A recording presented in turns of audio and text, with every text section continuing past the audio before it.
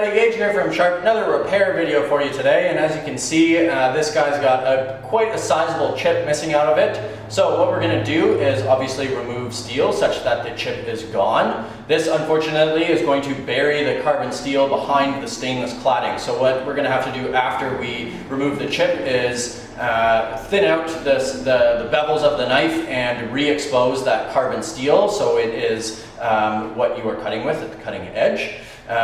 Once that's done, we're just going to move through our regular sharpening progression, and we're going to turn that ugly chipped knife into this. Okay, so stones are going into the water. We are going to get these prepped up and ready to go while we're using our Atoma diamond plate to remove material. As you can tell, they bubble up quite a bit, so once that bubbling stops and water pools on top of the stone, you know you're ready to go. We're going to show you in little 5-minute intervals here how much steel is being removed during that time on the Atoma. The Atoma will make pretty quick work of this, so you'll notice at every 5-minute interval a pretty substantial amount of steel has been removed.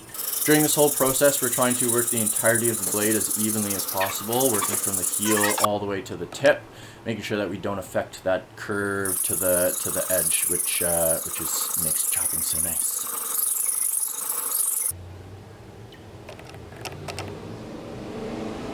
Okay, so all in all, guys, it took us about 20 minutes, so not a short amount of time, but definitely not the worst job we've ever done. And now you'll see that the edge is a little bit thick, or there's quite a bit of steel behind the edge, and there's no carbon steel exposed. So we need to thin out the bevels, make the knife a little bit thinner behind the edge, and expose that carbon steel. So we're going to angle down onto the stone. We're going to move our fingers away from the edge of the knife and up to more of the midpoint, or where the beveling starts on your knife. This will help you keep the angle of the knife down as you're thinning out the blade, and help to achieve a really nice even beveling. So once that process is done, you'll notice that the carbon steel is exposed again at the edge, and it's quite a bit thinner behind the edge now as well. So you'll also notice that there's some pretty deep scratch marks, so we're going to need to polish those out, moving on to our finer grit stone here. When we're doing the polishing on our bevel, it's really important to keep a light to moderate hand pressure. What we're trying to achieve is a really nice thick slurry on our stone. You can see it starting to build here. This is really, really important to getting a really nice polish on your bevel, so make sure you're not pressing too hard, but hard enough to keep the knife in good contact with the stone.